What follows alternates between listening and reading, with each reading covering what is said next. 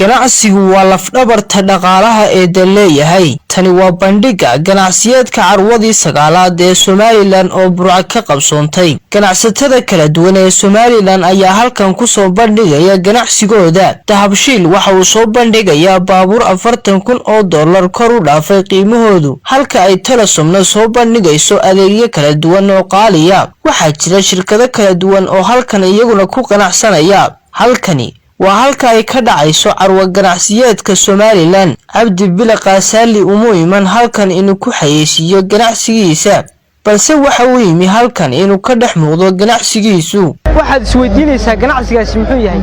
Cabdi Bile Qasali nacayga midig taagan ayaan waxaan weydiiyay halkan sababta uu yimi. maanta bandhigan sagaalaad waxaan yimi bandhigyadii hore ee gobolada Somaliland lagu qaban jiray kamay dhex muuqan jirin ganacsigeedana anagu waanu ka shaqeynay roodidu ganacsiga roodiduna marka laga hadlayo gobolada Somaliland waa waxa kaliya ee bulshada ummadda danyarta ay ku nooshahay ee saameynta weyn ku leh weeyaan. adarkiisay ganacsiyada halkan lagu xayeysiinayo waa ganacsiyo aad u weyn waxa ku baxday qarash badan hagaajintooda iyo soo bandhigitaankooda, balse adiga sidee kula muuqataa arrintaas? aniga sidee la muuqataa horta marka hore ganacsi marka hore dadka danyarta ay leeyihiin marka hore weeyaan. ganacsigan kale imika ee bulshooyinkan imika halkan jooga ee ganacsadaha iyagu dawa ganacsiga waaweyn oo dhaqaalahooda aad u sareeyo weeyaan. anaguna waxaanu ku jirnaa ganacsatada aadka dhaqaalahooda nolol maalmoodkooda mooyaane aan wax saas oo saameyn weyn ku lahayn. sidaa darteed caqabadaha laga hor imaanaya xayeysiinta iyo bandhiga aan ka qayb qaadan lahayn ee dhaqaalaha hadda la isku dhaafay dadku. warigeeda duunyada waqtiga qof saacida midna waayaha xidha